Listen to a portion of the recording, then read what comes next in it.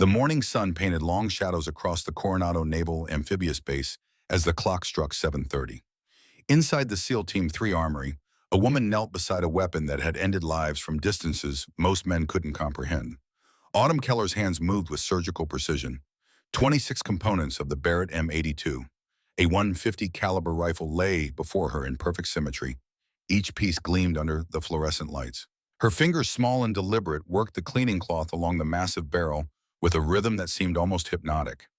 She was 5'4" in her maintenance coveralls, blonde brown hair pulled back in a simple ponytail. 28 years old, though the California sun had streaked her hair lighter, making her look younger. The kind of woman you'd pass in a grocery store without a second glance. The bolt carrier group came apart in her hands, 12 seconds flat. Each component placed with mathematical exactness on the cleaning mat. The armory door exploded open. "Get your dirty hands off that weapon." Commander Kane Thorpe's voice hit the room like a flashbang grenade. His 6'4" frame filled the doorway, all muscle and barely contained rage. 15 years of SEAL operations had carved his face into hard angles.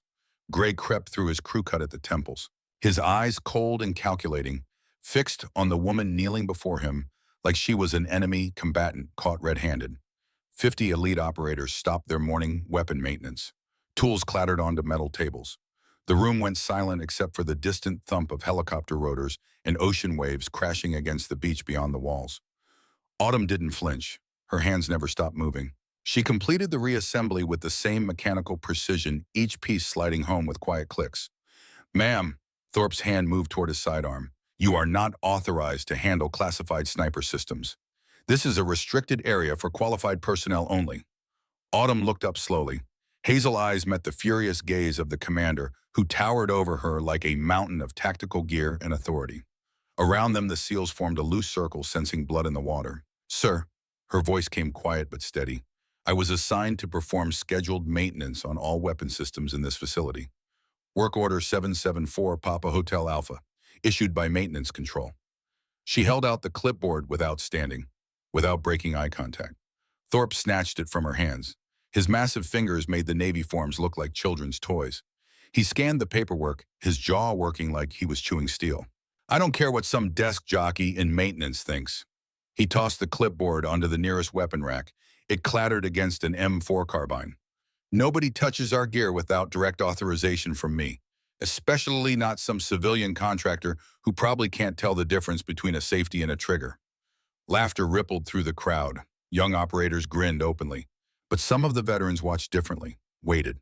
Master Chief Dutch Kincaid stood near the back, arms crossed over a chest built by 23 years of hard service. At 62, he'd seen more combat than most of these kids had seen birthdays. Gulf War, Somalia, Afghanistan. 3 tours that officially didn't exist. His face looked like weathered granite, and his eyes held the patience of a man who'd learned to see what others missed. "Tank." Thorpe jerked his thumb toward Petty Officer Bull Driscoll. "Escort Miss Maintenance out of here before she breaks something expensive." Driscoll stepped forward with a predatory grin. 6'2" of muscle and arrogance. "Come on, sweetheart. Time to go back to mopping floors and leave the real work to professionals." He reached for Autumn's arm. She stepped back smoothly, one fluid motion that didn't look confrontational, but left his hand grasping empty air. "I understand your concern, sir." Autumn turned back to Thorpe. "But I need to complete this maintenance schedule or the weapons won't pass their monthly inspection." "Monthly inspection?" Seaman Kyle Briggs called from the back. "What are you going to inspect? Whether we wipe them down good enough." More laughter, louder now. Autumn knelt back down beside the Barrett. Her movements stayed deliberate and controlled. She began reassembling the bolt carrier group with the same methodical precision. The Barrett M82A1 has a maximum effective range of 1,800 meters against personnel targets. Her voice remained conversational, clinical. But with proper ammunition selection and environmental compensation, effective range can extend to 2,500 meters or beyond. The laughter died. Several SEALs exchanged glances. "That wasn't information you picked up from Wikipedia." Autumn's fingers never slowed. "This particular weapon shows wear patterns consistent with approximately 2,000 rounds fired.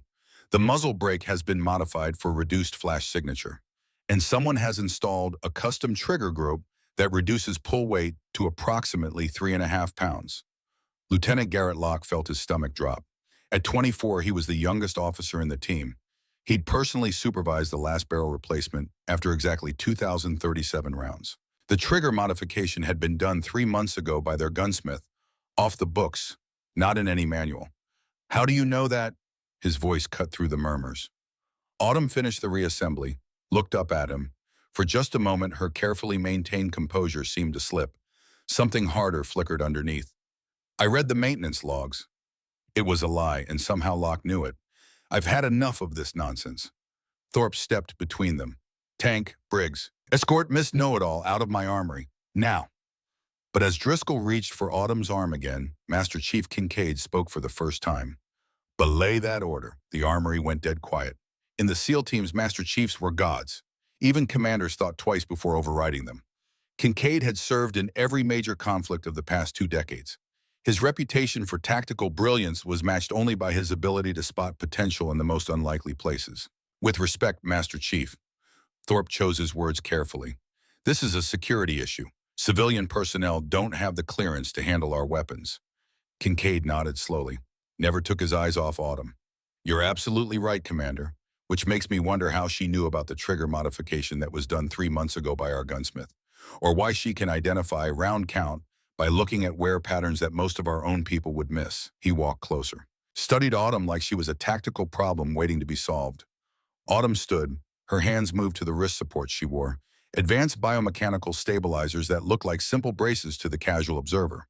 But Kincaid noticed the carbon fiber construction, the almost imperceptible servo mechanisms that provided micro-adjustments to hand positioning. Equipment like that didn't come from the base medical facility. Maybe we should test this knowledge. Kincaid's voice stayed deceptively casual. If Miss Keller here knows so much about our weapons, let's see if she can put her money where her mouth is.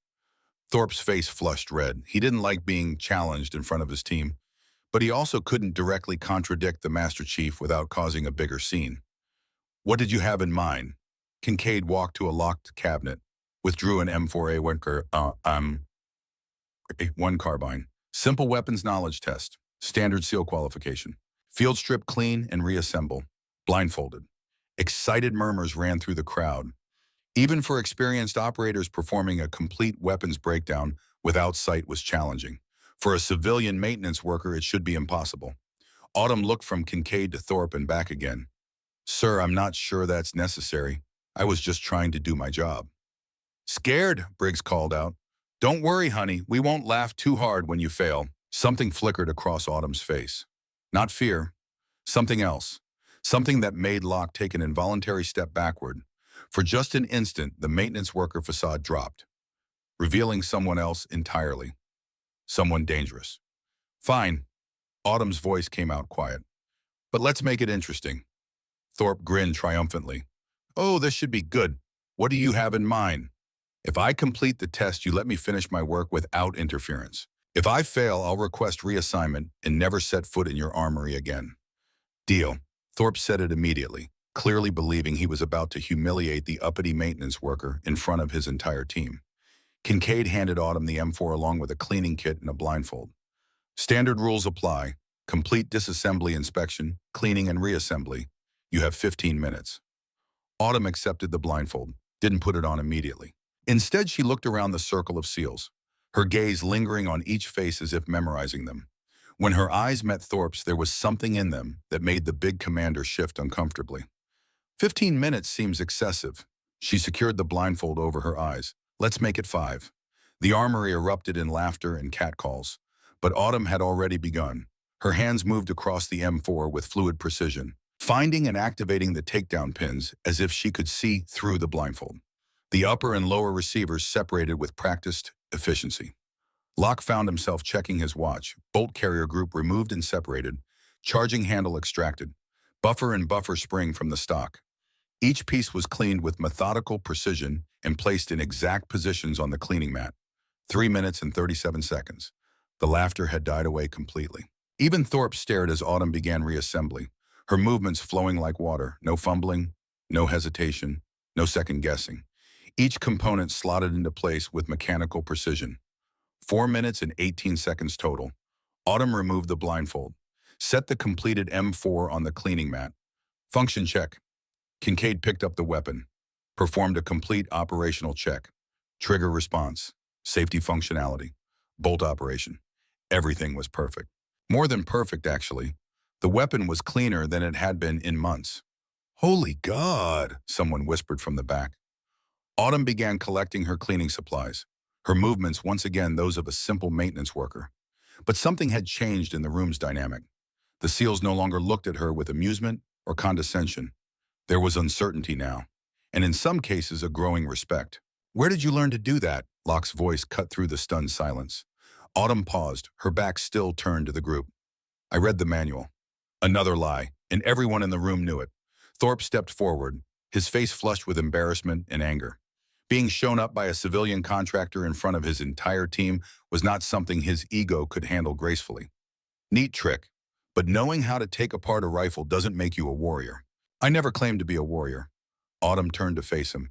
I'm maintenance personnel. I fix things and keep them running. Is that right? Thorpe's voice took on a dangerous edge. Because I'm starting to wonder if you're really just maintenance personnel. Maybe you're something else entirely. The accusation hung in the air like smoke from a discharged weapon. Sir, I think you're overreacting. Locke's voice came carefully. She's just good with weapons. Maybe she's prior service. Are you prior service? Thorpe asked directly. Autumn met his gaze steadily. No, sir. I've been a civilian my entire life. It was technically true, but the way she said it made Locke frown. Then explain how a civilian learns to field strip an M4 in under 5 minutes blindfolded. Explain how you know modifications that aren't documented in any manual. Autumn was quiet for a long moment. Internal conflict played out across her features. Finally, she spoke, her voice barely above a whisper. Some of us had different childhoods than others. Before Thorpe could respond, Kincaid spoke again. Actually, I don't think you should go anywhere yet. Everyone turned to look at the Master Chief. You see, Miss Keller, I've been in this business for 23 years. I've seen every type of operator, contractor, and wannabe who's ever walked through these doors. And in all that time, I've never seen anyone handle weapons the way you just did. He paused, let his words sink in. The speed was impressive, sure, but it was the technique that caught my attention. The way you positioned your hands, the order of operations, even the way you cleaned the components. That's not self-taught. That's professional instruction from someone who knew exactly what they were doing. Autumn's jaw tightened, almost imperceptibly. I had a good teacher. I'll bet you did. Kincaid's voice stayed thoughtful. The question is, who teaches civilian maintenance workers advanced weapons techniques that most of our own people don't know? Instead of answering, Autumn walked over to the weapons rack, selected an M24 sniper weapon system, the standard long-range rifle used by Navy Special Operations units. If you want to test my knowledge, let's do it properly. She began disassembling the M24 with the same fluid precision, but this time she began speaking as she worked, her voice taking on an instructional tone that several of the SEALs found disturbingly familiar. The M24 SWS is based on the Remington 700 Action, but modified for military specifications. Standard barrel length is 24 inches chambered in 7.62 NATO. Effective range against personnel targets is 800 meters. But in skilled hands, first-round hits are achievable out to 1,000 meters or beyond. Locke found himself leaning forward, captivated by the casual way Autumn discussed technical specifications. Muzzle velocity with M118 special ball ammunition is approximately 2,550 feet per second. But for precision work, you want M118LR, long range, which maintains supersonic velocity out to 900 meters and provides superior accuracy at extended range. Thorpe was growing increasingly agitated. Enough! Thorpe's voice snapped like a whip. I don't care if you memorized every technical manual in the Navy inventory. Knowing specifications and actually using a weapon are completely different things. Autumn paused in her cleaning, looked up at Thorpe with those deceptively calm hazel eyes. Is that your professional opinion, sir? The question was asked politely, but there was an undertone that made several SEALs step back involuntarily. It's common sense. You can quote numbers all day long, but it doesn't mean you could hit the broadside of a barn with that rifle. Probably not. Autumn agreed, reassembling the M24 with practiced efficiency. Barns are notoriously difficult targets, too much wind drift at close range. A few chuckles from the crowd, but Thorpe wasn't amused. Kincaid stepped forward, his tactical mind already working through the implications. Miss Keller, I'm going to ask you a direct question, and I want a direct answer. Have you ever fired a sniper rifle in anger? The question hit the armory like a physical blow. Autumn set the M24 down carefully, her movements suddenly very controlled. When she looked up, her expression had changed subtly. Master Chief, with respect, my employment history isn't relevant to my current duties. I didn't ask about your employment history, Kincaid pressed. I asked a specific question about combat experience. The two stared at each other for a long moment. Finally, Autumn spoke, her voice barely above a whisper. I've fired many weapons in many situations, Master Chief. Some of those situations were more serious than others. It wasn't really an answer, but it was enough to confirm Kincaid's growing suspicions. Thorpe was less subtle. More serious situations like what I'm getting tired of your cryptic responses. The accusation seemed to flip a switch in Autumn. Her posture straightened. Security breach, sir. I'm a maintenance contractor with a valid clearance who was assigned to perform routine work. I haven't accessed any classified information or violated any protocols. Haven't you? Thorpe stepped closer. You seem to know an awful lot about weapon specifications that aren't in the public domain. You handle military equipment like you've been doing it professionally for years. And now you're dodging questions about your background. He paused. Maybe you're some kind of government spook keeping tabs on us. The suggestion drew nervous laughter from some of the younger SEALs. That's enough. Kincaid's voice came sharp. But Thorpe had seized on the paranoia. Think about it. Mysterious background, unexplained skills, equipment that doesn't match her supposed job description. Maybe Miss Keller here isn't who she claims to be. Autumn remained calm, but Locke could see tension building in her shoulders. Commander, if you want to call base security, that's your prerogative. But before you do, maybe you should consider the possibility that your assumptions are wrong. My assumptions? Thorpe's voice rose. What you see as suspicious, I see as competence. What you interpret as deception, I call privacy. And what you perceive as a threat might actually be an asset you're too proud to recognize. The words were spoken softly, but they hit Thorpe like a slap. Thorpe stepped even closer, his massive frame looming over Autumn's smaller figure. Are you questioning my judgment? I'm questioning your assumptions. The standoff stretched for several seconds. Finally, Kincaid broke the tension. Commander, permission to make a suggestion. Thorpe turned to look at the Master Chief. What is it, Master Chief? Instead of calling security, why don't we settle this definitively? If Miss Keller here claims to know weapons, let's see her prove it where it counts, on the range. The suggestion drew murmurs of approval. What kind of test? Thorpe asked. Kincaid smiled, and there was something predatory in the expression. Long-range precision shooting, standard SEAL sniper qualification. If she's really as good as she claims, she should be able to handle it. If not, we'll know she's been bluffing. Autumn stood very still as the implications sank in. What are the parameters? She asked quietly. Standard course of fire, 5 rounds at 800 meters. Prone position, no wind calls. You need at least 4 hits in the target area to pass. 800 meters was a challenging distance, even for experienced snipers. Thorpe grinned triumphantly. Perfect. And when she fails spectacularly, we'll know exactly what we're dealing with. Autumn looked from Thorpe to Kincaid, then out toward the range visible through the armory windows. When? She asked. Right now, Thorpe said immediately. No time to prepare. If you're as good as you pretend to be, you shouldn't need preparation. Autumn nodded slowly. I'll need the M24 I was working on, and appropriate ammunition. And 118 special ball. Kincaid produced a small box of cartridges, standard issue for precision work. As Autumn accepted the ammunition, her fingers brushed against Kincaid's hand. The Master Chief felt calluses that had nothing to do with maintenance work. They were the hardened ridges of someone who had spent countless hours gripping rifle stocks. The group moved toward the range, Autumn walking slightly apart from the others. Locke found himself studying her movement, the way she automatically positioned herself where she could see all the exits, the way her eyes continuously scanned for potential threats. Tactical behavior, ingrained to the point of being unconscious. The Coronado-based shooting range stretched out before them. Multiple firing positions carved into artificial berms. Electronic target systems that could be positioned at distances ranging from 50 meters to over a kilometer. The Pacific Ocean provided a natural backstop, its blue-gray waters stretching to the horizon. Kincaid activated the electronic systems, bringing online a target at exactly 800 meters. The circular target appeared as a small dot in the distance. Autumn knelt at the designated firing position, adjusting the M24's bipod legs with practiced efficiency. She worked the bolt to chamber around. Around her, the SEALs formed a semicircle, some openly skeptical, others genuinely curious. One magazine, 5 rounds, Kincaid announced. Targets will be scored electronically. Shooter, are you ready? Autumn settled into her prone position. The rifle stock nestled against her shoulder with perfect consistency. She adjusted the scope's magnification, began her sight picture. Through the scope, the target sprang into sharp focus. 800 meters. Not particularly challenging by her standards, but far enough to reveal whether someone possessed genuine precision shooting skills or was simply pretending. The wind was calm, maybe 3 miles per hour from the southwest.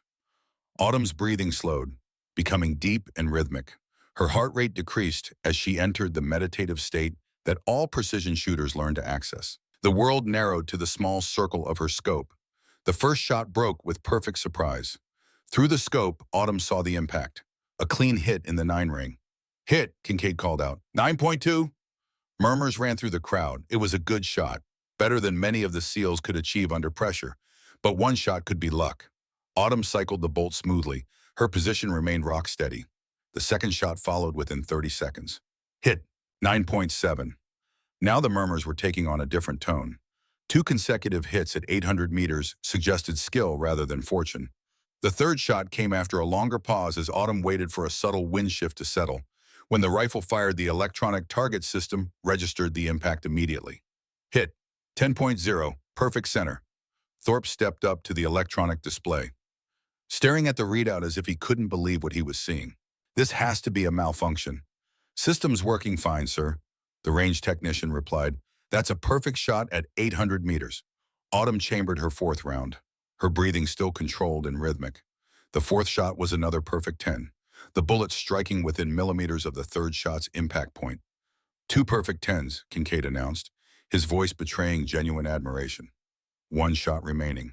Autumn cycled the bolt for the final time, settling back into her shooting position. But this time something was different. Instead of taking careful aim through the scope, she made a subtle adjustment to the rifle's position and removed her eye from the optics entirely. What's she doing? Locke whispered to Kincaid. The Master Chief's eyes widened. I think she's about to show off. Autumn fired the 5th shot using only the rifle's iron sights, the small metal posts and apertures that were considered backup aiming devices. The target system registered the final impact. Hit, 10.0.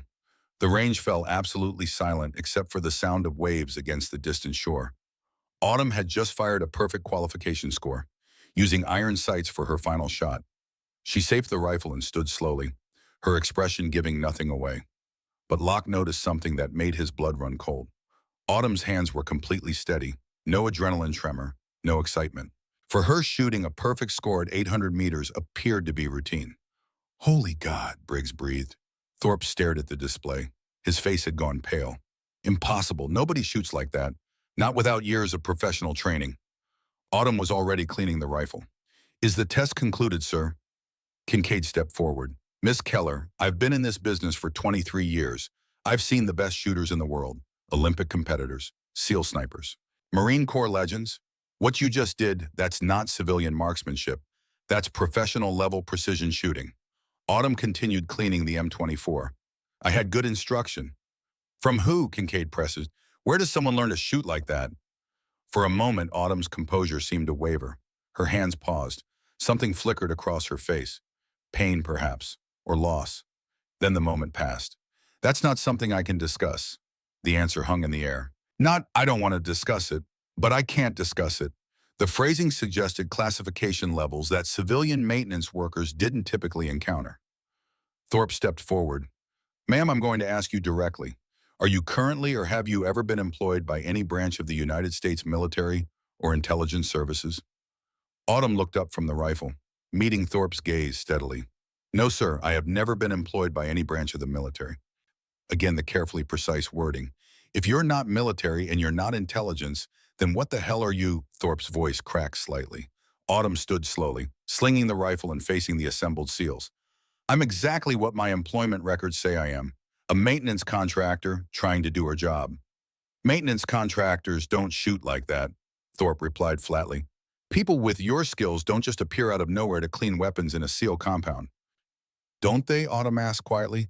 Where did you think people with these skills go when they're done using them professionally? The question hit the crowd like a physical blow.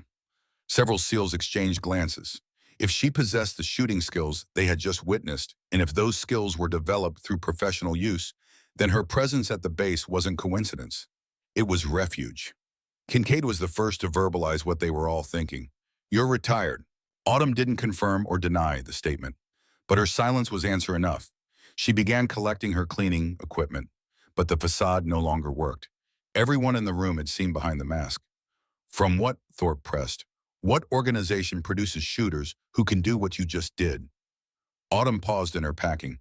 When she spoke, her voice was barely above a whisper, but in the silent range, every word carried clearly. "The kind of organization that doesn't exist on paper, Commander. The kind that sends people to places that aren't on maps to do things that never happened." The admission sent a chill through the crowd. Thorpe stepped back involuntarily. If Autumn was former intelligence, former special operations, or worse, then his treatment of her could have consequences that extended far beyond the SEAL community. "Ma'am," his voice came carefully now, "I think we may have gotten off on the wrong foot." Autumn looked up at him, and for just a moment Locke saw profound exhaustion in her eyes, the kind that came from carrying too many ghosts for too long. "Commander, all I wanted was to clean some weapons and finish my work shift. I never intended for any of this to happen." "But it did happen," Kincaid said gently, "and now we all have questions that need answers." Autumn shouldered her equipment bag, looked around the circle of SEALs one more time. "Some questions are better left unasked, Master Chief. Some answers come with prices that nobody wants to pay." She started walking toward the range exit, but Thorpe called after her, "Miss Keller, we're not done here." Autumn stopped, didn't turn around. "Yes, sir, we are. You wanted to know if I could handle your weapons. I've demonstrated that I can. You wanted to know if I was a security risk. I've shown you that I'm not. Anything beyond that is above your clearance level." The casual mention of clearance levels from someone who supposedly didn't have them was the final piece of the puzzle. They understood now that they were dealing with someone whose background was not only classified, but classified at levels that even SEAL commanders couldn't access. "Wait," Locke called out, "before you go. Who trained you? Someone had to teach you to shoot like that." Autumn finally turned back toward the group, and Locke saw something in her expression that made his breath catch. "He was the best there ever was," she said simply, "and he's been dead for 2 years." With that, Autumn Keller walked out of the range, leaving 50 elite Navy SEALs staring after her in stunned silence. The maintenance worker who had walked into their armory that morning was gone, replaced by the mysterious figure of someone whose true identity remained hidden behind layers of classification and sorrow. The armory remained silent for nearly a full minute after Autumn disappeared. 50 elite Navy SEALs stood frozen, each processing what they had just witnessed. The electronic target display continued showing the impossible results. 5 consecutive hits at 800 meters, 3 of them perfect 10s. The final shot accomplished using only iron sights. Commander Thorpe was the first to move, walking slowly to the display terminal and staring at the numbers as if they might change if he looked hard enough. His face had lost all traces of its earlier arrogance. "Master Chief," Thorpe's voice lacked its usual commanding presence. "In your professional opinion, what did we just witness?" Dutch Kincaid was examining the spent brass casings Autumn had left on the firing line, rolling them between his fingers with practiced touch. "Sir, those weren't lucky shots." Ika Kincaid's weathered face was grave. The consistency of her shooting position, the way she controlled her breathing, the natural point of aim, that's muscle memory developed over thousands of rounds under expert instruction. He paused, shaking his head, and the iron sight shot at the end. "I've only seen 3 people in my entire career who could make that shot. 2 of them are dead, and the third runs a sniper school at Quantico." Lieutenant Locke had been unusually quiet since Autumn's departure. "Master Chief, when she said her instructor had been dead for 2 years, do you think she meant—" "I think she meant exactly what she said," Kincaid interrupted grimly. "Someone trained her to that level, someone who knew what they were doing, and now that someone is gone, which might explain why she's here cleaning weapons instead of using them professionally." Petty Officer Briggs was staring at the target display with something approaching shock. "You don't think she's actually one of them, the ghosts, the ones who do the jobs that never happened in the places that don't exist?" The suggestion hung in the air. In the special operations community, everyone knew stories about the shadow operators, the men and women who worked for organizations with no names, conducting missions that would never appear in any official record. Thorpe felt a chill run down his spine. If Autumn Keller was former intelligence, former Black Ops, or something even more classified, then his treatment of her could have consequences that extended far beyond his own career. "We need to find out who she really is," Thorpe said. "Kincaid, get on the secure terminal and run her through every database we can access. Full background check, employment history, everything." "Sir," Locke interjected, "if she's really who we think she might be, her records could be sealed at levels we can't reach." "Then we'll reach higher," Thorpe replied grimly. The secure communications center at Coronado Naval Base was a windowless room filled with encrypted terminals and satellite uplinks. Kincaid had spent enough time in similar rooms to know that some searches produced results immediately, while others disappeared into classification levels that even senior military personnel couldn't access. Autumn Keller's background check fell into the second category. The initial search returned standard employment records. Maintenance contractor, hired 8 months earlier. Clean security clearance. No criminal history. But when Kincaid attempted to access deeper records, the system returned responses that made his blood run cold. Access denied. Classification level insufficient. Records sealed by executive order. Contact National Security Advisor for information release. Kincaid had been conducting security searches for over 2 decades. He had never seen a civilian contractor whose records were protected at levels that required presidential authorization to access. But it was the final search result that confirmed Kincaid's worst fears. When he entered Autumn's biometric data into the classified personnel database, the system returned a single line of text. Subject deceased. KIA Afghanistan, 2023. No further information available. According to official records, Autumn Keller had been killed in action 2 years ago in Afghanistan. Kincaid immediately contacted Thorpe requesting an emergency meeting in the secure conference room. When Thorpe arrived 20 minutes later, accompanied by Locke and several other senior team members, Kincaid's expression told them everything they needed to know.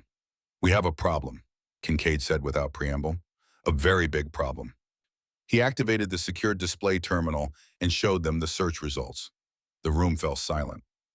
"She's supposed to be dead," Thorpe said slowly. "Officially killed in action 2 years ago. Which means either the records are wrong or we've been dealing with someone who's been living under a false identity," Kincaid replied. "And given the classification levels protecting her information, I'm betting it's not an administrative error." Locke studied the display. What if she faked her death? What if something went wrong on her last mission and she needed to disappear? Or, Thorpe said grimly, what if her entire team was killed and she's the only survivor of something that was supposed to remain secret? Before anyone could respond, the conference room door opened. Base Commander Captain James Brennan entered. 28 years as a Navy veteran had given him a weathered face and steel gray hair. "Gentlemen," Brennan's voice carried the weight of command authority. "We need to talk about your maintenance contractor." The statement confirmed everyone's worst fears. Brennan activated another terminal and entered a series of clearance codes that were several levels above anything the SEAL team had access to. The display that appeared made everyone in the room step back involuntarily. Autumn Keller's true file appeared on screen. Not the sanitized maintenance records they had seen before, but her actual operational history. And what they saw changed everything. "Angel of Death," Brennan read from the display. "CIA Special Activities Division. 39 confirmed kills over 5 years of operations in Afghanistan, Syria, and other locations that remain classified. World record holder for longest confirmed sniper kill at 3,347 meters. Sole survivor of Operation Ironclad, which resulted in the deaths of her entire team." The room was completely silent. They hadn't been dealing with a maintenance contractor with mysterious skills. They had been confronting one of the most lethal operators in the history of American intelligence services. "She retired after her team was killed," Brennan continued. "Severe PTSD, survivor's guilt, and a desire to disappear completely from the operational world. The CIA arranged a new identity and helped her transition to civilian life." Thorpe felt sick. "We accused her of being a security risk. We threatened to call security on her. We treated her like a potential threat instead of a decorated veteran who sacrificed everything for her country." "Yes, Commander." Brennan's words hit like physical blows. "That's exactly what you did." "Sir," Locke said quietly, "what do we do now?" Brennan was quiet for a long moment. "Now, gentlemen, you have an opportunity to do the right thing. Angel of Death, Autumn Keller. She's been trying to build a quiet life away from the violence that defined her career. She chose to work in maintenance because she wanted to help keep weapons functional without having to use them against human targets." He paused. "Your team's actions today forced her to reveal capabilities she's been trying to forget. You've potentially undone months of psychological healing and thrown her back into a mindset she's been trying to escape. The weight of collective guilt settled over the room. What can we do to make this right? Thorpe asked. That depends on what Miss Keller decides to do next. Brennan replied. Her cover is blown now. Her quiet life is over. She'll either have to disappear again or, he trailed off. Or what? Kincaid asked. Or she might decide that running isn't worth the effort anymore, Brennan said grimly. And for someone with her skill set and psychological profile, that could be very dangerous. For everyone involved. The next several hours passed in tense uncertainty as base security attempted to locate Autumn. She had left the range and disappeared completely. It wasn't until 1800 hours that evening that she was finally spotted by a Marine sentry who noticed someone on the observation deck of the base's lighthouse, a restricted area that overlooked the Pacific Ocean. The sentry reported that the figure was sitting motionless, staring out at the water, had been there for several hours. Thorpe made the decision to approach her personally. He felt responsible for triggering the situation and believed he owed Autumn a personal apology. The lighthouse observation deck was accessed by a narrow stairway that wound up through the interior of the historic structure. Thorpe climbed slowly, his footsteps echoing in the confined space, giving Autumn plenty of warning. When he emerged onto the deck, she was exactly where the sentry had reported, sitting on the concrete ledge, her legs dangling over the side, staring out at the endless expanse of ocean. The sun was beginning its descent toward the water, painting the sky in shades of orange and gold. Miss Keller? Thorpe said carefully, staying several feet away. May I join you? Autumn didn't turn around, but she nodded slightly. Thorpe moved to the ledge beside him, maintaining respectful distance. I owe you an apology, he began. Actually, I owe you several apologies. For questioning your presence in our armory, for doubting your abilities, for threatening to call security, and for treating you with disrespect. Autumn remained silent, her gaze fixed on the horizon. I also owe you an explanation. Thorpe continued, not an excuse because there isn't one that justifies my behavior, but an explanation for why I reacted the way I did. He paused. In this business, we're trained to be suspicious of anomalies. Someone who doesn't fit expected parameters triggers our defensive instincts. When you demonstrated knowledge and skills that exceeded what your cover story suggested, I interpreted that as a threat rather than recognizing it as the result of exceptional training and experience. Autumn finally spoke, her voice quiet but clear. Your instincts weren't wrong, Commander. I am an anomaly. I don't belong in your world anymore, but I don't really belong in the civilian world either. Where do you belong? Thorpe asked gently. Autumn was quiet for a long moment. I used to belong with my team, 6 of us working together, watching each other's backs. We were family in every way that mattered. Her voice caught slightly. They were all I had.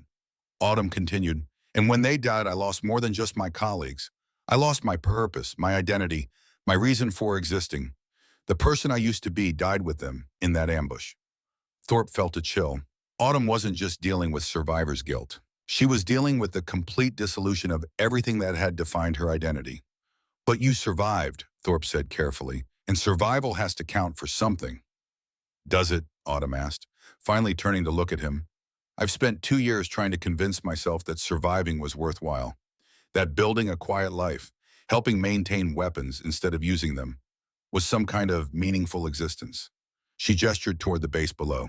Today, your team forced me back into being the angel of death, and you know what I realized? That person never really went away. She was just hiding, waiting for someone to call her out. Before Thorpe could respond, footsteps echoed on the stairs below. Dutch Kincaid emerged onto the observation deck, carrying 2 thermal coffee cups. Commander? Kincaid's voice was respectful but firm. Give us a moment.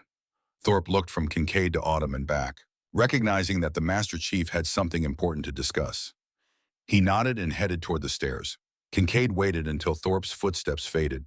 Then he moved to the ledge, handed 1 coffee to Autumn, and sat beside her. They sat in silence for several minutes, watching the sun sink lower. I saw your file, Kincaid finally said. Captain Wyatt Bradshaw. He trained you, didn't he? Autumn's hands tightened around the coffee cup, tears welled in her eyes. You knew Captain Bradshaw, Bryn. Gulf War, 1991. Kincaid's voice carried the weight of memory. He was my platoon sergeant, best NCO I ever served with. Taught me everything about long-range reconnaissance, about patience and discipline, about reading terrain and understanding wind. He paused. When I saw your technique on that range today, I recognized his teaching, the way you positioned yourself, the breathing control, the methodical approach. That was Wyatt's style. Autumn turned to look at Kincaid, seeing him for the first time not as an adversary but as a link to the man who had shaped her. He was the finest man I ever knew, she said quietly. Everything he taught me, everything I became, it was because of him. Tell me about Operation Ironclad, Kincaid said gently. Not the classified parts. Tell me about your family. Autumn was silent for a long moment. Then she began to speak. Afghanistan, 6 months before the end. The forward operating base sat like a concrete fortress against the barren landscape. Mountains rose in every direction. Inside the operations center, 6 people gathered around a tactical display. Captain Wyatt Bradshaw stood at the head of the table. 59 years old, gray hair cropped military short, face weathered by 3.5 decades of service. His eyes held the calm confidence of a man who had seen everything and survived it all. Listen up, his voice carried authority. This is a straightforward elimination mission, but straightforward doesn't mean easy. He activated the display. Satellite imagery of a mountain compound appeared. Target is Hassan al-Mahmoud, Taliban commander responsible for coordinating attacks across 3 provinces. Intel says he's meeting with 3 cell leaders tomorrow night. 48-hour window to hit him. Bradshaw zoomed in on the compound. Location is 160 kilometers from here. Afghan-Pakistan border, remote, heavily defended. Our approach will be on foot, 8 hours through mountain terrain and darkness. He looked at each team member in turn. Sergeant Duncan MacLeod sat to Bradshaw's right, 38 years old, 6'5", built like a Norse warrior. They called him Goliath. Former Marine Raider, heavy weapons specialist. Dr. Claire Ashford occupied the seat across from MacLeod. 29. Brilliant. Fluent in Pashto and 3 other regional languages.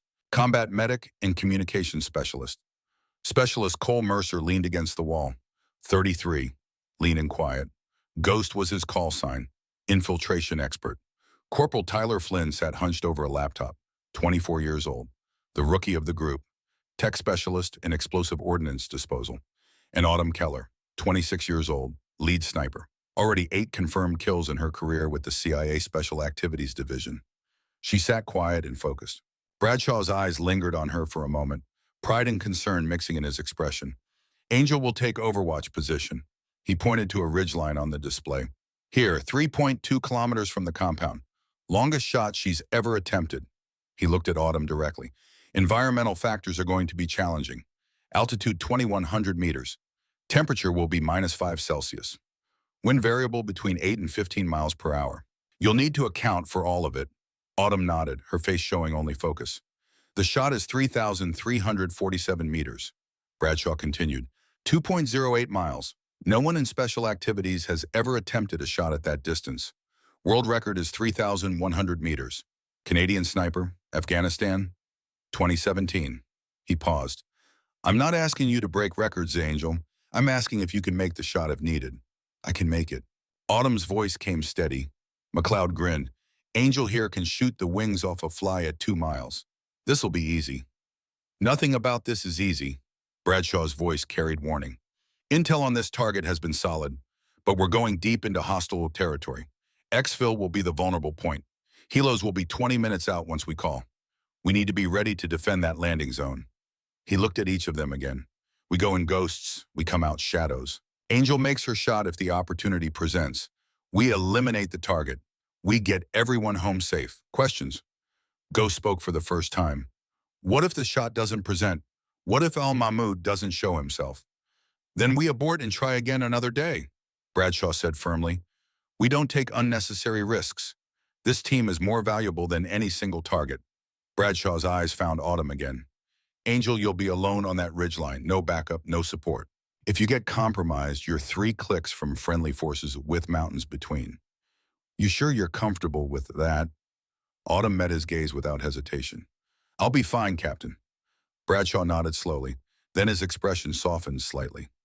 You're the most naturally gifted shooter I've seen in 36 years, Angel.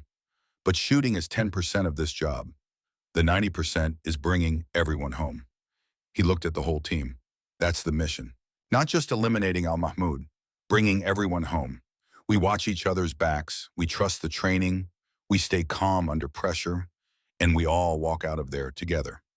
Understood. A chorus of acknowledgments. Good. We insert at 0200 hours. Get your gear squared away. Get some rest. The insertion went perfectly. Helicopter dropped 25 kilometers from the target area. 8 hours of mountain hiking in absolute darkness. Autumn carried her custom .338 Lapua Magnum rifle. Lighter than the Barrett 50 caliber. Better balance between range and weight. Around the 4th hour, McLeod moved up beside Autumn. Hey, Angel, you ever miss? She glanced at him. Once. Wind calculation off by .5 miles per hour. What happened? Hit the target's shoulder instead of his heart. Second shot fixed it. McLeod chuckled. Cold. I like it. Ghost's voice came quiet from ahead. Save the chatter. Bradshaw fell back to walk beside Autumn, spoke in a voice only she could hear. You ready for this? Yes, sir.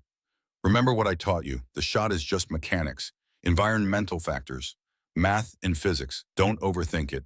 Trust your training. I will. An Angel, he paused. If the shot doesn't present, if something feels wrong, you call it off. No mission is worth losing people. Understood, sir. They reached the ridgeline at 0400 hours. Exactly on schedule. Autumn set up her position while the rest of the team continued toward the compound. Bipod deployed, rear bag positioned, scope adjustments made with meticulous care. The compound appeared in her scope as the first hint of dawn touched the eastern sky, 3,347 meters away. Her radio crackled. Bradshaw's voice. Angel, this is Prophet. We're in position, standing by. Roger, Prophet. Angel has eyes on target building. Waiting for confirmation. Time slowed to a crawl. Autumn focused on her breathing, on the rhythm of her heartbeat, on the subtle shifts in wind. The sun climbed higher, and then Doc's voice came through the radio, calm and professional. Angel, this is Doc. We have visual on primary target, second floor northwest window. Confirm. Autumn adjusted her scope. And there he was, Hassan al-Mahmoud, bearded, ornate white robes, talking on a satellite phone. Angel confirms visual on primary target. Bradshaw's voice came back immediately. Angel, this is your call. You have the shot. Autumn began her calculations. Distance, altitude, temperature, wind. The numbers scrolled through her mind. Bullet drop would be approximately 75 feet. Flight time 4.5 seconds. Wind was shifting between 8 and 12 miles per hour. She waited, watching the pattern, learning its rhythm. Wind shifting, she transmitted. Needs 60 seconds for pattern analysis. Roger, standing by. Autumn counted her breaths, watched the mirage through her scope, and then the wind calmed, just for a moment. She made her final adjustments. 24 minutes of angle elevation, 3 minutes right for wind. Sending. The rifle fired with a sharp crack that echoed across the mountains. Through the scope, Autumn watched the bullet's path, 4.5 seconds that felt like an eternity. And then Hassan al-Mahmoud's head snapped back. He dropped from view. Impact, Autumn transmitted. Target down. Bradshaw's voice came back instantly. Confirmed kill. Mission complete. All elements exfil now. Autumn allowed herself one breath of relief. 3,347 meters. World record. She began breaking down her position. That's when she heard the first explosion. The sound rolled across the mountains like thunder. Autumn's head snapped toward the compound. Prophet Angel. Report. Static. Then Bradshaw's voice, tight with pain and fury. Angel, we're compromised. IE'd hit rookie. They were waiting for us. Autumn's blood ran cold. Through her scope, she could see the disaster unfolding. Her team pinned down in a kill box. 40 Taliban fighters pouring fire from 3 sides. It was an ambush. Angel call, emergency extraction. Bradshaw's voice fought against gunfire. Autumn's hands moved on autopilot. Skyhook, skyhook, skyhook. Team Sierra needs immediate combat extraction. Grid coordinates follow. She heard the helicopter pilot acknowledge. 22 minutes out. They didn't have 22 minutes. Through her scope, Autumn watched as McLeod laid down suppressing fire with his SAW. She saw Doc dragging Rookie toward cover. She saw Ghost flanking left. And she saw Bradshaw in the center, coordinating, directing, holding them together. Autumn shifted to combat engagement mode. Her first shot took an RPG gunner at 2,200 meters. The man's head disappeared. The launcher clattered unfired. Second shot, PKM machine gunner at 1,900 meters. Center mass. Third shot, a commander shouting orders at 2,600 meters. Throat shot. She worked systematically, eliminating threats in order of priority. But for every enemy she killed, two more seemed to appear. Angel, they're trying to flank Doc's position. Autumn traversed her scope, found the flanking element, dropped three more fighters in rapid succession. Threat neutralized. Through her scope, Autumn watched Ghost move to cover Doc and Rookie. A grenade landed near their position. Ghost saw it, and without hesitation, he threw himself on top of it. The explosion was muffled by his sacrifice. Ghost! Doc's scream cut through the radio. Autumn's scope found Ghost's position. He lay motionless. Angel. Ghost's voice came faint, blood bubbling. Tell my wife. Kept my promise. Came home a hero. Then silence. Autumn's vision blurred with tears, but her hands remained steady. She continued engaging targets. McLeod was holding a choke point, his SAW never stopping. But he had been hit. Autumn could see the blood spreading across his vest. Goliath, you're hit. Fall back. Negative, Angel. McLeod's voice came through labored breathing. Doc needs time to get Rookie out. I can hold them. He took another round, then another. Angel, his voice was fading. Tell Mama. Tell her I went out swinging, like she raised me. McLeod's saw went silent. The big man fell, and Autumn was screaming as she watched her family die. Her shots came faster now, driven by rage and desperation. She dropped 17 more Taliban in the next 6 minutes. But it wasn't enough. Bradshaw was alone now, surrounded. Down to his sidearm. He could have run. Instead, he held his position, buying Doc time. Angel. His voice came calm despite the chaos. You listening to me? I'm here, Captain. This isn't your fault. You made the shot. Perfect execution. You did everything right. Captain, please run. Can't do that, Angel. Doc needs more time. Gunfire intensified. Now you listen to me. Bradshaw's voice carried the tone of a final order. You survive, you live, you tell the story. Make sure our families know we died with honor. Captain. That's an order, Angel. You get home, the sound of his pistol firing, then silence. Captain, Captain. No response. Through her scope, Autumn saw his body fall. Doc was 150 meters from the emergency LZ. Rookie on her back, almost there. And then a sniper round caught her in the neck. She dropped, still covering Rookie with her body. Rookie reached for his radio with a bloody hand. Angel, I'm scared. Maush, Tyler, stay with me. Helos are close. Tell Mom and Dad. Tell them I was brave. His biometric monitor flatlined. Autumn sat alone on that ridgeline, watching her entire team die through 20 power magnification. Everyone she loved, everyone who mattered, gone. The Taliban were searching for her now. She had 22 rounds left. Part of her wanted to die there. But Bradshaw's final order echoed in her mind. You survive. You get home. Autumn entered a cold mechanical state, pure predator. She spent the next 6 minutes killing every Taliban fighter she could see. 17 more men. The Taliban commander tried to rally his forces. She shot him through both kneecaps, watched him scream, then put a round through his head. Total kills that day, 31. The helicopters arrived. Autumn provided overwatch until they landed. Then she ran, climbed aboard the helicopter alone, covered in dust and tears. The medic tried to check her for injuries. Ma'am, are you hurt? Autumn's voice came dead, empty. No, I'm the only one who isn't. She refused to let go of Bradshaw's rifle, clutched it the entire flight back. Back on the lighthouse observation deck, Autumn finished her story, her voice hoarse, her face wet with tears. Her hands trembled slightly as she reached for the coffee Kincaid had brought. The wrist supports she wore caught the fading sunlight, carbon fiber and precision servos. Medical technology designed for astronauts, now repurposed for a broken warrior. She took her evening medication without comment, the anti-inflammatory pills that cost more than most people's car payments. The only thing keeping her hands steady enough to do maintenance work.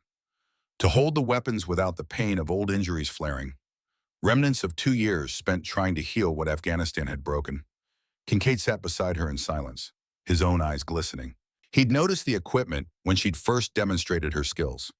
Now he understood what it meant. Not just tools for precision shooting, tools for survival. Bradshaw taught you well, he finally said. He'd be proud of what you've become. Would he? Autumn's voice broke. I lived, and they all died. You followed his last order, Kincaid said firmly. You survived to tell their story. That's not weakness. That's strength. He paused. Survivor's guilt is the price we pay for caring. But guilt isn't the same as fault. You didn't kill your team. You tried to save them. Before Autumn could respond, Thorpe's radio crackled from the stairs below. All units, we have an unscheduled military helicopter approaching the base, requesting priority landing. They're carrying a CIA liaison who says he needs to speak with Angel of Death immediately. Says it's a national security matter. Autumn and Kincaid locked eyes. They found me, Trey, Autumn whispered. After 2 years, they found me. Kincaid stood, offered his hand to help her up. You don't have to go with them. Yes, Autumn took his hand. I do. Bradshaw's last lesson. You can run from duty, but you can't hide from it. She reached into her pocket, withdrew a sealed envelope, handed it to Kincaid. Master Chief, if I don't come back from whatever this is, mail this letter. The address is inside. Where are you going? Autumn looked out at the approaching helicopter, black against the darkening sky, to finish what Bradshaw started. She turned back to Kincaid, met his eyes. Tell Thorpe and the team something for me. They reminded me who I really am. That's not a curse, it's a gift. Sometimes we need to remember our strength to find our purpose. The helicopter landed on the pad below. A dark-suited man emerged. Autumn walked down the stairs, Kincaid following close behind. At the landing pad, she paused, turned back, and saluted. Military perfect, despite being technically civilian. Kincaid returned the salute, tears streaming down his weathered face. Autumn climbed into the helicopter and disappeared into the darkening sky. Thorpe arrived moments later, out of breath, Locke and several other SEALs behind him. They stood in silence, watching the helicopter become a distant speck. Where's she going? Thorpe finally asked. Kincaid held the envelope, felt its weight like a stone. Back to war, Commander, but this time for the right reasons. Thorpe's face was pale, the arrogance from this morning completely gone. That file Captain Brennan showed us. 39 confirmed kills, 3,347 meters. Sole survivor of Operation Ironclad. His voice cracked. We treated a legend like a security threat. You treated a wounded warrior like a suspect, Kincaid corrected gently, because you didn't know. None of us did. Locke stepped forward. Master Chief, what's in the letter? Kincaid looked down at the envelope. Autumn's handwriting on the address label. Neat, precise. The truth about what happened to her team. Evidence of betrayal. Names of people who sold them out. He met Locke's eyes. And instructions for what to do if she doesn't come back. You think she's going after them? Briggs asked quietly. I think she's going to finish what Captain Bradshaw started. Kincaid looked back at the sky. The helicopter was gone now. He taught her to be a warrior, not a killer. There's a difference. Thorpe was quiet for a long moment. What do we do now? Kincaid tucked the envelope carefully into his jacket pocket, over his heart. Now we wait. We trust that Bradshaw trained her well enough to come back alive. And we pray that when she does, she's still the woman who chose maintenance work over killing. He turned to face his team. And we learn from today. Every person you meet might be carrying burdens you can't see, might be fighting battles you don't understand. We're supposed to be the best of the best. That means we're supposed to be better than we were this morning. The weight of his words settled over them. Somewhere in the distance, a helicopter flew into the night, carrying Angel of Death back to the shadows she'd tried to leave behind. Kincaid looked down at the envelope one more time. Come back to us, Angel, he whispered to the wind. Bradshaw would want you to come home. The ocean crashed against the shore below, and the night swallowed the last traces of the helicopter's sound. 3 weeks later, Commander Kane Thorpe sat in his office at Coronado, staring at a news report on his computer screen. The headline made his blood run cold. CIA officer found dead in D.C. hotel. Michael Reynolds, 52, veteran C. When a liaison died of apparent heart attack. No foul play suspected. Thorpe recognized the face in the photograph. The same dark-suited man who had picked up Autumn Keller from the lighthouse 3 weeks ago. The timing was too convenient. 3 weeks exactly after Autumn's extraction. His secure phone rang. Master Chief Kincaid's voice came through tight and urgent. Commander, turn on the news. CNN, now. Thorpe switched the channel. Another breaking story.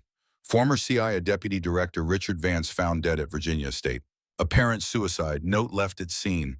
Thorpe felt ice water flood his veins. Master Chief, get to my office. Now. 10 minutes later, Kincaid and Lieutenant Locke sat across from Thorpe's desk. The 3 men stared at the news coverage in silence. 2 CIA officers dead in 3 weeks, Locke said quietly, both connected to operations in Afghanistan. And both dying right after Autumn disappeared with that helicopter, Thorpe added. Kincaid pulled the envelope from his jacket pocket. The one Autumn had given him on the lighthouse. He'd carried it every day for 3 weeks. waiting, hoping she'd come back and tell him to destroy it. But she hadn't come back, and now CIA officers were dying. "I think it's time we read this," Kincaid said. Thorpe nodded. "Do it." Kincaid carefully opened the envelope. Inside was a handwritten letter, several pages, and a small USB drive. He began to read aloud. "Commander Thorpe, Master Chief Kincaid, and the men of SEAL Team 3. If you're reading this, I'm either dead or disappeared. Either way, the truth needs to survive. Operation Ironclad wasn't random. My team was betrayed by someone inside CIA. The ambush was too precise. They knew our route timing numbers, even radio frequencies. I've spent 2 years investigating quietly. I've found evidence. 2 weeks before the mission, encrypted emails from a CIA server to an unknown recipient. Bank transfers totaling $2.3 million from an offshore account to a handler named Thomas Garrett. Al-Mahmoud wasn't the target. We were. The whole mission was designed to eliminate my team. Why? Because 4 months before Ironclad, we stumbled onto something during Operation Sandstorm. We found evidence of CIA officers running unauthorized weapons sales to terrorist groups. Millions in untraceable funds. Captain Bradshaw reported it through proper channels. 2 weeks later, we were assigned Ironclad, isolated, ambushed, silenced. The traitors are Deputy Director Richard Vance, who authorized the operation, Thomas Garrett, who set the trap, and a third party I'm still investigating. I faked compliance with the cover-up to stay alive, but I never stopped digging. The USB drive contains bank records, encrypted emails, photos of weapons shipments with GPS data, and a spreadsheet showing $47 million in transactions. There's also a video file, my recorded confession explaining everything. If I'm gone, give these documents to Senator Patricia Elkins on the Armed Services Committee, Inspector General Morrison, and the Washington Post. Don't trust CIA internal investigation. They'll bury it again.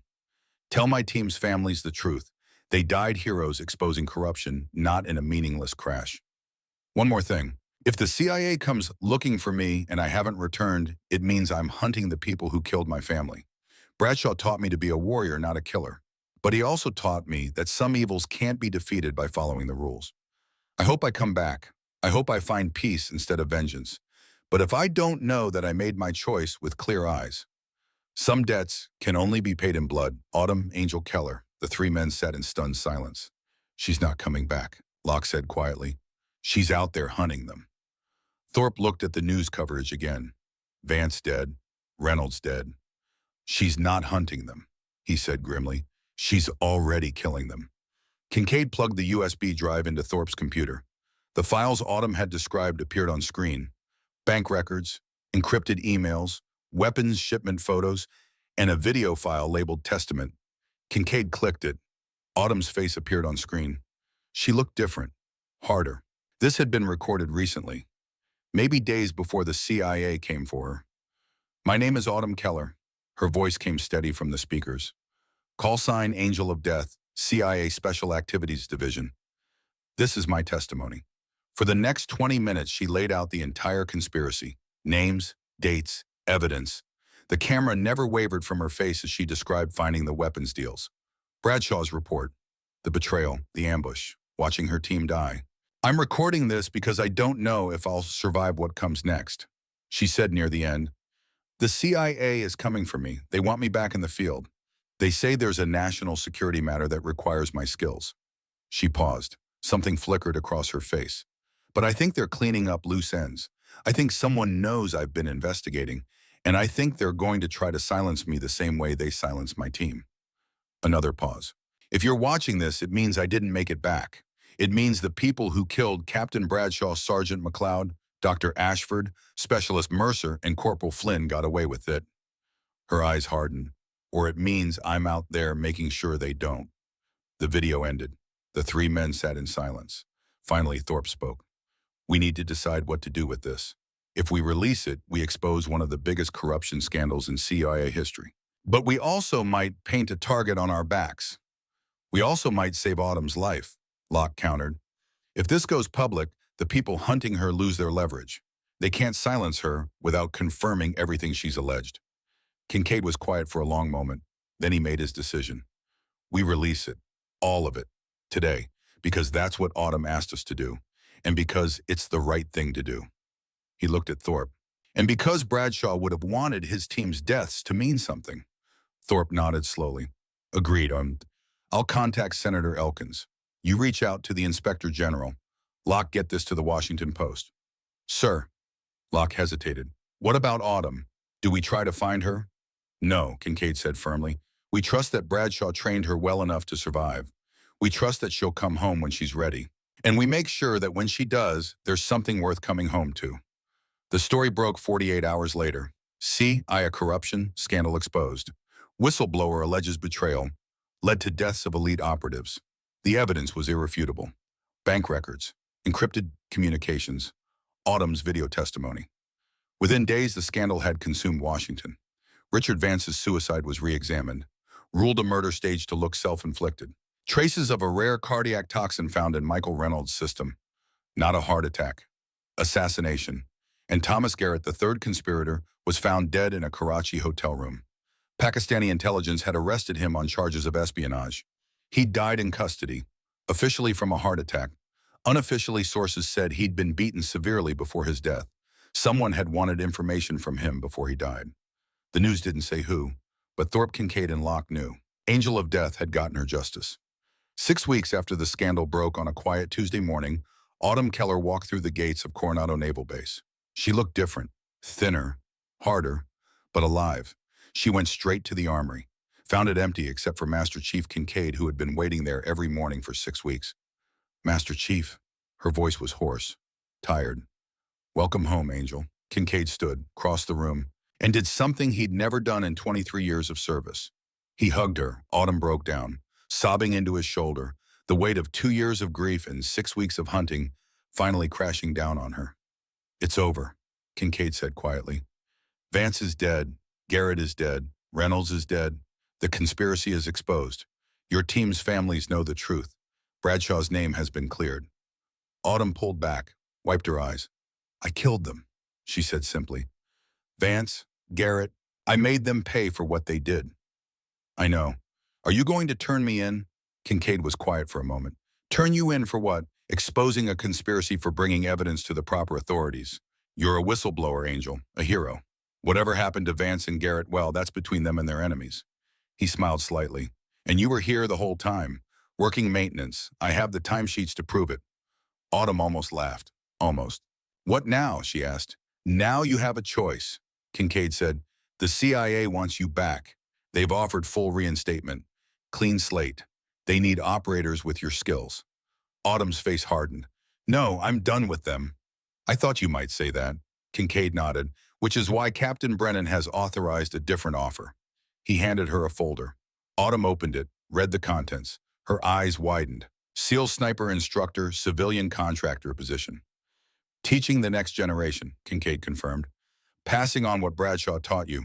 Turning killers into warriors. Showing them the difference between the two. Autumn stared at the offer, her hands trembling. I don't know if I can, after everything I've done. Bradshaw thought you could, Kincaid said gently. That's why he spent so much time training you. Not just to be a shooter, but to be a teacher, a mentor, a leader. Ma'am, he paused. You've had your vengeance, Angel. You've honored your team's memory. Now it's time to honor Bradshaw's vision for you. Autumn was quiet for a long time, then she nodded. I'll do it for Bradshaw, for my team, for everyone who believed I could be more than just a killer. 3 months later, Autumn stood before 40 SEAL sniper candidates in a classroom at Coronado. Commander Thorpe stood at her side. He'd volunteered to help with her first class, a gesture of respect and apology that Autumn had quietly accepted. Gentlemen, Thorpe's voice carried across the room. This is Autumn Keller. Most of you know her as the maintenance contractor who works in our armory. Some of you were there the day she demonstrated her abilities on the range. He paused. What you don't know is that Miss Keller holds the world record for the longest confirmed sniper kill, 3,347 meters. She served 5 years with CIA Special Activities Division, 39 confirmed kills, and she's the sole survivor of Operation Ironclad, one of the most classified missions in recent history. The candidate sat straight, her eyes wide. She's here to teach you to be snipers, Thorpe continued. Not just shooters, snipers. There's a difference, and she's going to show you what it is. He stepped back, giving Autumn the floor. She walked to the front of the room, calm, composed, but with an authority that made the young SEALs pay attention. My instructor, Captain Wyatt Bradshaw, taught me something I want you to remember. She began. The shot you take ends a life. The shot you don't take saves your soul. She let that sink in. Every bullet has a cost, not just to your target, to you. You'll carry every shot for the rest of your life. Make sure each one was necessary. She pulled out a set of dog tags, Bradshaw's, worn and scratched from years of service. These belonged to the finest warrior I ever knew. He taught me that being deadly doesn't make you a killer. Having restraint makes you a professional. One of the candidates raised his hand, young, maybe 23, eager. Ma'am, what's the longest shot you've made? Autumn hesitated. Master Chief Kincaid, standing at the back of the room, nodded encouragement. Afghanistan, 2 years ago, my team was pinned down. I had one shot to save them. 3,347 meters. Environment was impossible. Wind, altitude, cold. I'd never attempted anything beyond 2,500 meters. She paused, the memory still painful. But it wasn't about the distance. It was about my family needing me. I made the shot, world record, target eliminated. Another pause, longer this time. But I still lost them, all 6, because I couldn't save them from what came after. The room was dead silent. That record means nothing to me. Autumn continued, her voice steady despite the emotion. Those 39 kills mean nothing. What matters is I honored their memory by becoming the person they believed I could be. She looked at each candidate in turn. You're training to be warriors. But being a warrior isn't about body count. It's about protecting those who can't protect themselves. It's about coming home to tell the story so others learn. It's about knowing when to fight and when to show mercy. She held up Bradshaw's dog tags. That's what separates us from the enemy. That's what my captain taught me. And that's what I'm going to teach you. After class, Thorpe approached Autumn. That was good? Really good. Autumn managed a small smile. Thank you, Commander. I owe you more than an apology, Thorpe said. I owe you my respect. You have it. You gave me something more valuable, Autumn replied. What's that? You challenged me, made me prove to myself I hadn't lost who I was. For 2 years I hid from my identity. You forced me to face it. She paused. Turns out I'm not just Angel of Death. I'm also Autumn Keller. Teacher, mentor, survivor. Thorpe nodded. What will you teach them first? Autumn smiled. That the most important shot is the one you have the discipline not to take. 6 months later, Autumn led a group of SEAL candidates to the classified memorial wall at Coronado. 6 names had been added. CIA finally declassified the Operation Ironclad deaths. Captain Wyatt Bradshaw, Sergeant Duncan McLeod, Dr. Claire Ashford, Specialist Cole Mercer, Corporal Tyler Flynn, and a 6th name, the teammate Autumn rarely spoke about. She saluted each name, then placed Bradshaw's dog tags at the base of the memorial. They taught me to be a warrior, Yin, she said quietly. Now I'll teach others to honor their legacy. Her first class graduated SEAL Sniper qualification that week. 37 out of 40 passed, the highest rate in 5 years. Not because they were better shots, because they learned discipline, patience, restraint. Commander Thorpe watched the graduation ceremony with Master Chief Kincaid. She's transformed the program, Thorpe said. She's doing what Bradshaw wanted. Kincaid replied, building protectors, not killers. That evening, Autumn visited Mrs. Bradshaw, the captain's widow, a woman in her 70s with kind eyes and silver hair. They sat in the living room of her home. Photos of Wyatt Bradshaw covered the walls, young and proud in his marine dress blues, older and weathered in combat fatigues, always with that same calm confidence. Sarah. Mrs. Bradshaw used Autumn's real first name, the one few people knew. I've waited 2 years for this visit. I couldn't face you, Autumn admitted. I survived and he didn't. Mrs. Bradshaw reached for an envelope on the coffee table. Wyatt wrote me a letter before that mission. He always did on the dangerous ones. I've kept it sealed all this time, waiting for the right moment. She handed it to Autumn. I think that moment is now. Autumn opened it with trembling hands. My dearest Ellen, if you're reading this, I didn't come home from Operation Ironclad. I'm sorry for that. Sorry for the pain I know you're feeling. Sorry I won't grow old with you. But I need you to do something for me. Find Autumn Keller, the young woman on my team, the one I've told you about in my letters, the gifted shooter with the haunted eyes. Tell her this wasn't her failure. Tell her my death was my honor. I chose to buy time for my team because that's what leaders do. I would make the same choice again. Tell her to live, to teach, to pass on what I taught her. Every old warrior's dream is to be remembered through the next generation. She is my legacy, my final student, my proudest achievement. Tell her I love her like the daughter Ellen and I never had. And tell her that her life lived well is the only memorial I need. Don't let her waste her gifts on guilt or grief. Make her promise to honor my memory by becoming the teacher I always knew she could be. With all my love, Wyatt. Autumn couldn't see through her tears, couldn't breathe, couldn't speak. Mrs. Bradshaw pulled her close. Let her cry. He loved you, the older woman whispered. He'd be so proud of who you've become. I'm trying to honor his memory. You already are. Every student you teach, every life you save by teaching restraint. That's Wyatt living on. They sat together for a long time, two women bound by love for the same extraordinary man. When Autumn finally left, she felt lighter than she had in 2 years. The debt she'd carried, the guilt, the grief, still there, but no longer crushing. 2 weeks later, a young woman walked into Autumn's office at Coronado, 23 years old, nervous, uncertain. Ma'am, I'm here to report for sniper training. Autumn looked up from her paperwork. Your name, Bryn Ashford, ma'am. Autumn froze. Related to Dr. Claire Ashford. Yes, ma'am, she was my aunt. She died in Afghanistan 2 years ago. Autumn stood slowly, walked around her desk, looked at the young woman's face and saw Claire's features reflected there. Your aunt was one of the finest operators I ever served with. Bryn's eyes widened. You knew her. She saved my life, multiple times, not just in combat, but in teaching me how to survive mentally, how to cope with the pressure, how to stay human in an inhuman world.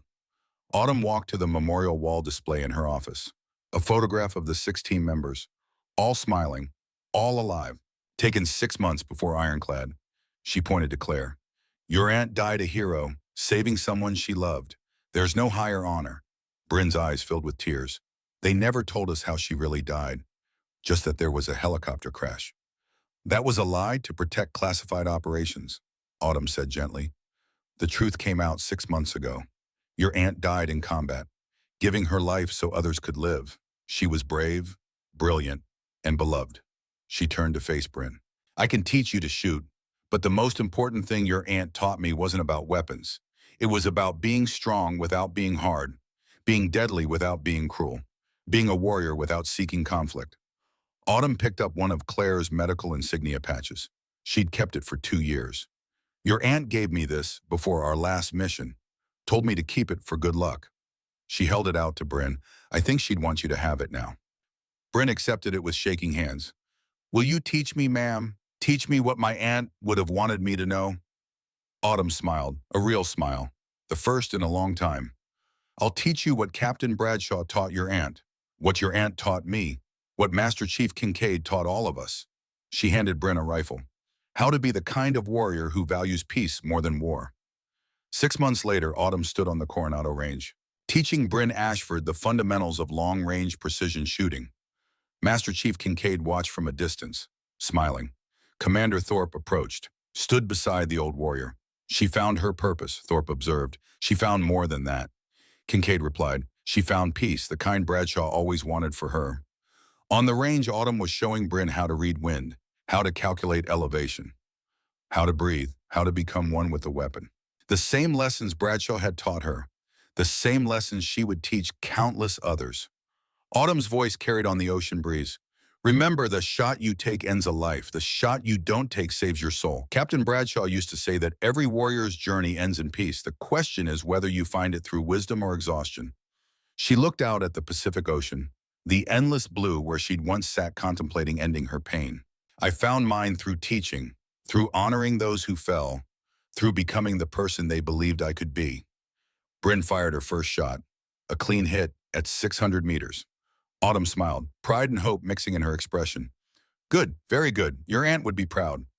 The sun began its descent toward the horizon, painting the sky in shades of orange and gold. Autumn Keller, angel of death, survivor, teacher, warrior, finally at peace, finally home.